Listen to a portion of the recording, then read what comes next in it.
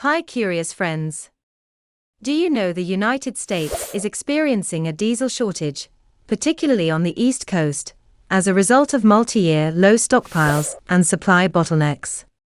According to refiners, diesel demand is still high after recovering from the pandemic drop more quickly than other fuels like gasoline. However, a number of variables came together this year to deplete the stocks of distillates in the United States, including diesel and heating oil. Additionally, the distillate fuel shortage is getting worse as winter approaches. According to EIA projections, operational refinery capacity decreased in 2021 for a second consecutive year to stand at 17.9 million barrels per calendar day as of January 1, 2022, which is lower than it was before COVID. When fuel demand fell at the beginning of the epidemic, several U.S. refiners permanently shut down some of their capacity, while others closed down their plants in order to convert them into biofuel refineries.